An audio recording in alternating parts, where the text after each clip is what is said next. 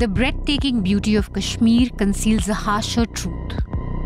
अगर हम बयान सच बोलेगा तो पुलिस पकड़ के लेके जाएगी। मुंह से कुछ निकलेगा तो शाम को उसको ले जाएगी। जो सच बोलता है उसको पकड़ के लेके जाएगी। मीडिया तो सारा फेक बता रहा है। डर का माहौल है, सब डर का माहौल है। The joke in Srinagar is that there is freedom of expression in Kashmir, but there is no freedom after expression. A Kashmiri, he doesn't speak out his mind. The fear factor is at work. Is it silence or survival? Because people are silent because they want to survive. Reporting on the ground has been criminalized in a way. After the abrogation of Article 370, things have changed. Everything is changed. So everybody is trying to build here in Kashmir the narrative of the government of India. वो तो बादशाह है, उनके साथ क्या करें? I cannot speak against the बादशाह. Can anybody say? बादशाह को तो सलूट करना है ना.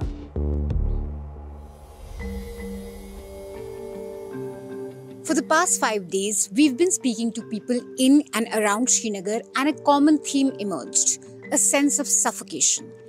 Many here believe that speaking too much, or speaking too freely, or even just speaking up what's in their mind can come with a heavy cost. Actually, our own media here is banned, so that's the problem. सब media चोर है. If we say something different, we will get arrested. यहाँ के journalist इतने सारे बंद हैं. One of the reasons people feel that they can't speak freely is because they've seen what's happened to the press in Kashmir. Journalists are supposed to be fearless, they're supposed to be questioning those in power, and they are protected by the Constitution of India. But when those protections start to fade away, a chilling effect takes hold. The impact is felt beyond newsrooms. An average Kashmiri feels that if journalists can be arrested under harsh terror laws, if journalists can be locked away for years under the Public Safety Act, what chance do they have? और मुझे भरोसा है कि कुछ ही दिनों में हम हंसता, डोलता, खिलता कश्मीर देखेंगे. Since the abrogation of 370, Kashmir is rife with stories of journalists jailed under terror law, interrogated for their reporting, and pressured to reveal their sources. Passports have been impounded. There's the case of Sajad Gul, Masarat Zara. Then there's the case of Basharat Masood of the Indian Express, Hakim Irfan of the Economic Times. Both of them was asked to reveal sources. There have been raids on Greater Kashmir owner, arrest of Kashmir Wala, the case of Sana Mattu. Journalists put on no-fly lists, the media shackled. And then slowly, local newspapers that reflected the pulse of people's concerns buckled. पहले कितना cell होता था और अब कितना होता है? पहले 100% सेल होता है, इस वक्त कुछ नहीं होता. तो कोई नहीं खरीदता है अखबार? कोई नहीं, जिनकी आप नोटिस वोटिस होती है वही खरीदते हैं. आपको लगता है आपके मुद्दे उठते हैं अखबारों में? नहीं, बिल्कुल भी नहीं. वो आम बातें कर रहे होते हैं. आज मौसम बड़ा अच्छा है, आज इतने लोगों ने वहाँ पे विजिटर गए हुए थे, आज यहाँ पे इतने लोग आ गए, उन्होंने चक्कर किया, वो सैर के वो वापस चले गए, ये वाला फ्रूट चल रहा है, वो वाले बाग खुल गए हैं, इतने लोग मारे गए, इतना एक्सीडेंट हो गया, आज स्कूल खुल गए, स्कूल बंद हो गए. बस इसी के बारे में लिखते हैं. जो मेन मुद्दा है वो भूल जाते हैं. क्या चाहती हैं आपके अखबारों में क्या बातें हों? जो इस वक्त माहौल है, जो बच्चे चाह रहे हैं कि हमें नौकरियां मिले, भाई हम पढ़े लिखे हैं, हमारा बिजनेस आगे चले, हमारे बच्चे आगे बढ़े, अनएम्प्लॉयमेंट ख़त्म हो, इसके बारे में वो लिखते नहीं, डर डर के जी रहे हैं. उसकी वजह से आवाम की भी ज़बान बंद है, वो भी डर रहे हैं. कहते जब मीडिया आवाज़ नहीं उठाता तो हम कहाँ आवाज़ उठाएंगे? अपना जो लोकल मीडिया है वो है ही नहीं. न्यूज़पेपर्स देख लो आप या ऐसे न्यूज़ चैनल्स, कहीं कुछ है ही नहीं, मतलब कोई बात ही नहीं है. We spoke to Anis Zargar. He's an independent journalist in Kashmir. He's worked with the Times of India, NewsClick, and he's even written stories for News Laundry. You see, journalism has never been easy in Kashmir, and it was not easy in the past 30 years. It was not easy in 90s. Later on, it became a little more difficult. Now, though, the situation, if we talk to a lot of journalists here, they say it's unprecedented. Even those who have been reporting during the 90s also. There are in the last 5 years, we've seen raids happening on the homes of journalists. There have been people who have been summoned to the police station. They have been asked questions regarding their reporting. Where they've been asked questions to sometimes to even reveal their sources. Say, for example, somebody who, a version of the parents or relatives or friends from somebody who has been arrested, who has been killed in crossfire or in an encounter, their versions is also been criminalized. So basically, reporting on the ground has been criminalized in a way. The Public Safety Act came into force in 1978 and allows the government to detain a person for up to 2 years without any trial. The act has been used as a counter-insurgency measure. Anyone suspected of being an insurgent or being involved in militant activities can be slapped with PSA. Both Mehbooba Mufti and Abdullah governments have faced accusations of abusing the law.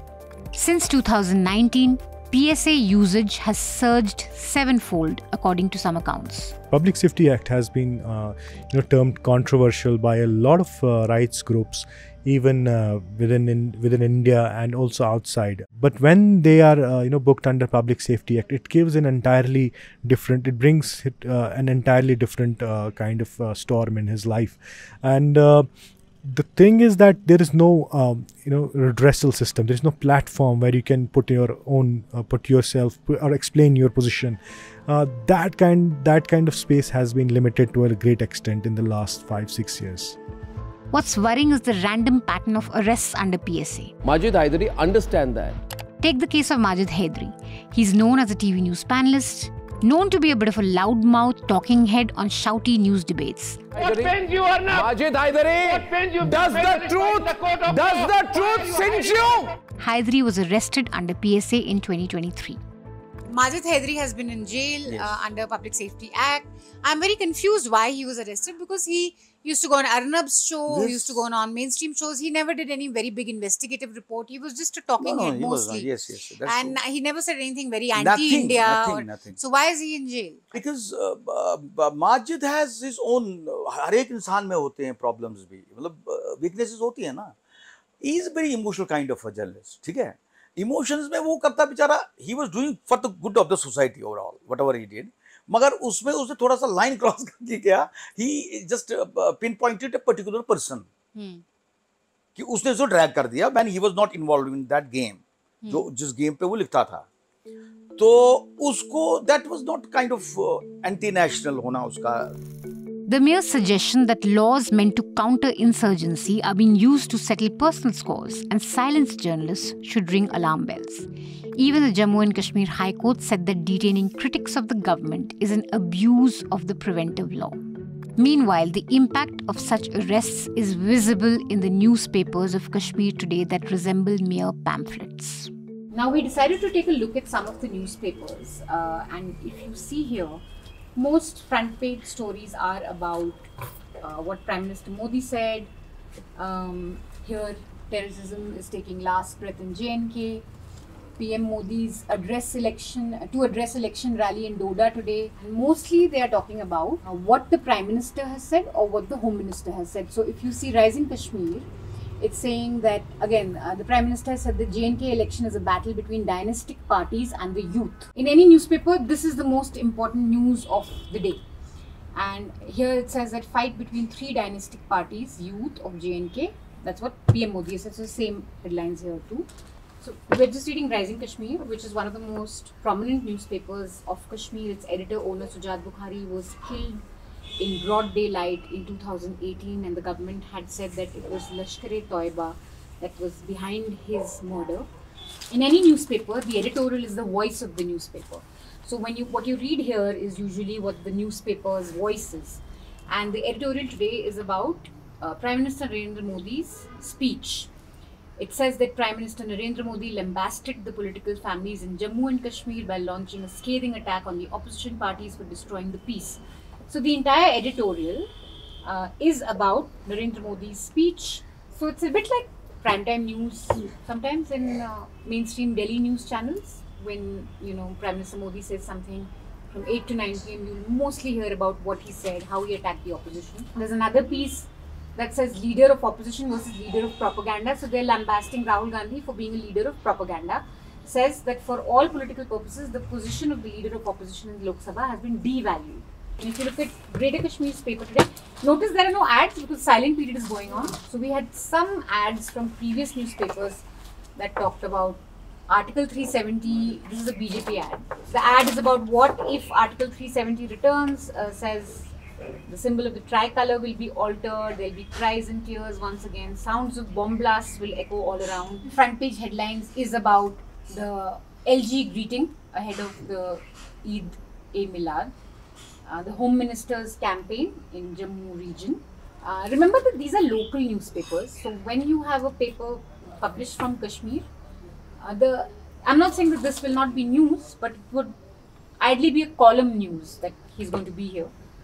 When we've been traveling around Kashmir for almost 4 or 5 days now, unemployment is a huge issue, drug addiction is a huge issue, and the third thing is that people talk to us again and again about Public Safety Act and young people being jailed. So that is a huge issue, but front page, that is not the news here. So I can't read Urdu, but somebody who does, help me just look at the paper a little bit. This is Kashmir Times. It's one of the prominent Urdu dailies here. Front page is just bites and stories about politicians and what they're saying. This is a cartoon which shows Engineer Rashid and Jamaat-e-Islami cooking something together. What is striking about the newspaper is that it's mostly the headlines have to do with what politicians here have said. There's very little on what the people here are saying. Are they going to participate in this election or not? Because there's been a history of boycott of elections here. What do they think of the number of parties that have jumped in this election? What do they think about Article 370, most importantly? When you go anywhere in Kashmir, people are very vocal about the fact that they're upset with the removal of Article 370. Now, whether you agree with that position or not, it's not reflected in the newspaper. In conflict zones, controlling the press becomes a battleground, with the government, armed forces and agencies all vying to shape the narrative. Truth often becomes a casualty. Senior journalist Saeed Malik notes that press freedom has always been fragile in Kashmir. So this Kashmir was born in abnormal circumstances. So it's a strange child. It's a normal child है नहीं. इसके features different है, इसका conduct different है, इसका behavior different है. इसको समझने में बहुत देर लगती है. That's why when people came from outside, they also didn't understand. And when they understood, they thought that no, it is not to be interpreted in this way, because it doesn't serve the quote-unquote national interest. During the height of militancy, newspapers often published what militants dictated, driven by fear of the gun. There's also murmurs of Pakistan's ISI funneling money into Kashmiri media landscape to influence the narrative. You see, militants were no good, as bad. Militants would make you write what they wanted to write. At that time, press was on, if you see, it had almost gone outlandish.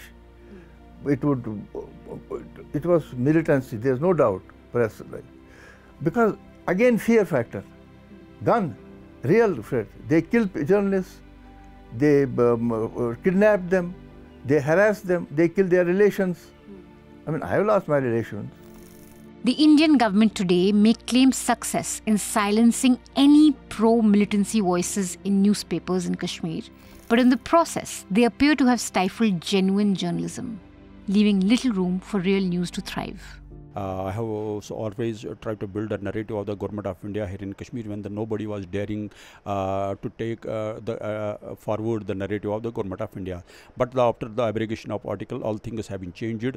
First, nobody was writing in the newspaper like militants, and it was a taboo. And now the people have started, after the abrogation, people have started to write terrorist in place of militant was replaced by the terrorist. And there are a lot of newspapers were carried the news regarding the separatism. Even I was also carrying the news, but after the abrogation of Article 370, things have changed. Everything has changed. So everybody is trying to build here in Kashmir the narrative of the government of India. Because you are also dependent on government advertising. Do you think you can if there's a corruption or a scam in the government, can you talk about it? Can you write about it? Can you investigate it? See, ma'am, so this is between the government and the bureaucrats. We don't have any such a knowledge, because some people are telling there is a corruption, but we don't have faced such a thing, and we don't receive any complaint regarding that.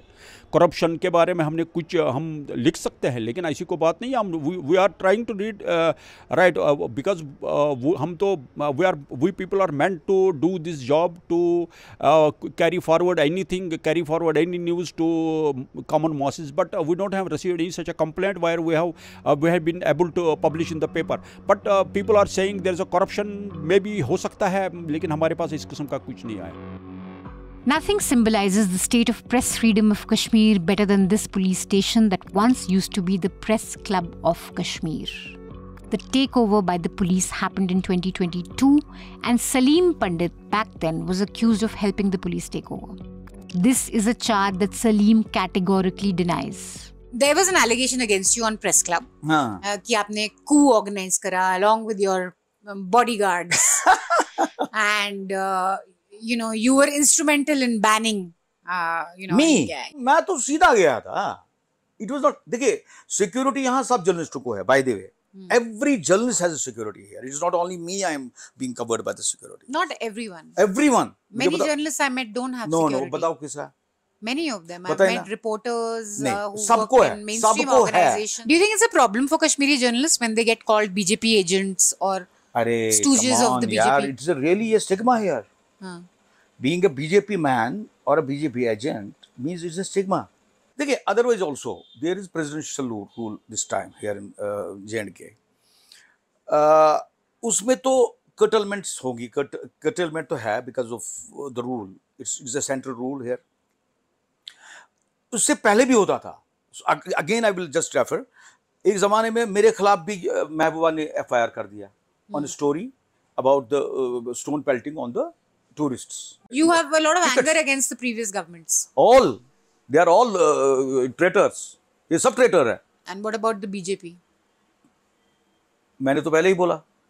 मैं को वो तो kings themselves है भाई. वो तो बादशाह है. उनके साथ क्या करें? I cannot speak against the बादशाह. Can anybody say? बादशाह को तो salute करना है ना. When you say anything, that will lead to sedition. If you say anything against Modi ji or Amit ji. But you can say things about Umar Abdullah and... Umar Abdullah is nobody, na? The media in Kashmir reflects the struggles of everyday people, stuck between forces they can't control. Stone pelting, tear gas, या pelt victims. तो मुझसे I am not that person कि ये सारी चीज़ें देख के फिर मैं बोलूँ कि कश्मीर में डेवलपमेंट है क्योंकि आप एक म्यूज़िक फेस्टिवल करा रहे हो या आपने कोई लेज़र शो लगाया है तो वो डेवलपमेंट मेरे लिए नहीं है. क्योंकि ये जो आप जहलम देख रहे हैं यहाँ पे हर दिन ऑलमोस्ट मुझे लगता है महीने में 3-4 बच्चे यहाँ पे सुसाइड कर रहे हैं. अनएम्प्लॉयमेंट बहुत ज़्यादा है. ड्रग्स यहाँ पे बहुत ज़्यादा है. मुझे ये बात समझ नहीं आ रही है. जैसे कश्मीर जो है हाईली मिलिटराइज्ड जोन है. आप कहीं भी जाओ यहाँ पे बहुत ज़्यादा मिलिट्री है. बॉर्डर्स पे प्रोटेक्शन के लिए मिलिट्री है. आई हैव नो आइडिया कि ये ड्रग्स कहाँ से आ रहे हो और इन बच्चों के पास ड्रग्स कहाँ से आ रहे हैं जो ये यूज़ कर रहे हैं और उसके बाद डिप्रेशन में जा रहे हैं. Reporting on victims of the conflict often gets you branded anti-national today, but it goes deeper than that. Even speaking out against the administration is risky. While the rest of India is relatively free to criticize the Modi government or any other state government on issues like unemployment or drug addiction, in Kashmir, going against the government narrative can quickly lead to accusations of being a separatist. Since the abrogation of the Article 370, the Modi government has delivered violence-free streets in Srinagar and relative peace in Kashmir. But the question is, what comes after this peace? And how much of a stake will the average Kashmiri have in it? Can a Kashmiri feel like they have ownership over their own narrative? Or will they continue to feel alienated by the rest of the country? Most importantly, what role can the media play in removing these feelings of alienation? The press in Delhi and the press in Kashmir. How can they ensure that the average Kashmiri feels heard? The question should be, is it silence or survival? Because people are silent because they want to survive. It's like that. People don't want to get into the trouble. हमने कुछ कह दिया and then उसका जो impact होगा उसको वो हमारी family को भी face करना पड़ेगा. इस वजह से people are like, you especially young persons, they are like चुप ही रहते हैं, वही काफ़ी है. But it was the duty of media to show what is right and what is truth, but they fail. जो भी न्यूज़ चैनल्स वगैरह हैं, they should come here, ground reporting करें, यहाँ पे देखें कि असली मुद्दे क्या हैं. वहाँ पे बैठ के बातें करने से कुछ नहीं होता और वहाँ पे नज़र भी नहीं आएगा कि यहाँ क्या हो रहा है और यहाँ एक्चुअल में क्या इश्यूज़ हैं. तो सिर्फ सिक्योरिटी वाले इशू को हमेशा हाईलाइट नहीं करना चाहिए. यहाँ पे लोग हैं, ह्यूमंस हैं, रह रहे हैं. इवन अब तो इलेक्शंस भी हो रहे हैं, लोग इतना पार्टिसिपेट कर रहे हैं वोट्स में, ये वो. तो उस हिसाब से कश्मीर का जो इशू है ये बात होनी चाहिए इस पे.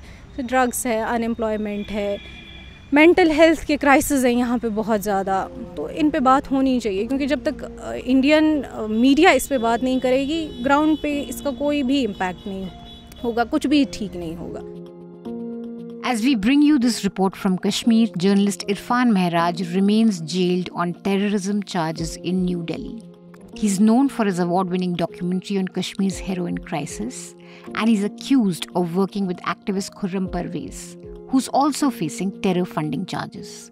Irfan's childhood friend believes the charges won't stick, but under UAP, the process is the punishment. The many cases against rights activists and journalists have to be proven in the Indian court of law.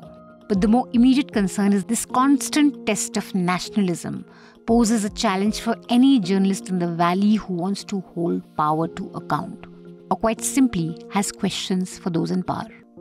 The primary purpose of a journalist is to tell the people about a person, an event, or an idea, or especially about the governments. The idea is to bring to be pro accountability. When you target journalism, when you target journalism in the first place, you're not targeting journalism only. You're targeting the institution of bringing accountability in the rest of the institutions that operate in a democracy. Say, for example, in India, when you target journalists, you're also targeting his right to question the authorities or the events or the incidents or the ideas which can go against people, which are not in favor of people, which are not in favor of which are not in public interest. So that is what is happening in Kashmir also. So which is why people here do not want to talk to journalists also. They do not share their own experiences the way they used to share earlier. They do not because they think that it has no impact anymore. Earlier, what used to happen was that if a story would come out, there was a principle of how this government would take action. For example, in case of a corruption, they would take action and bring accountability on the person who is involved in that incident. That impact has been removed. It does not happen anymore. There have been cases, of course, in this way, which is why people also have lost interest in talking to journalists, talking to media, or believing media in the first place. That was our report on the state of press freedom in Kashmir. I hope you liked it. Stay tuned for more reports coming in from Jammu and Haryana. And please remember to support News Laundry. Pay to keep news free. Now more than ever, it's important that you support independent sources of journalism, independent media, so that we're not at the mercy of any government or large corporations. We're able to do everything that we do at News Laundry because you guys support us. You guys believe in us. So please log on to newslaundry.com, subscribe to News Laundry so we can continue to do what we do best. Think journalism, think News Laundry. This election season, your right to choose puts you at the heart of it again. We'd like to be your eyes and ears. Choose the journalism and media that serves democracy and you. Simply head on to newslaundry.com/subscription and pick up the TNM NL joint subscription of your choice today.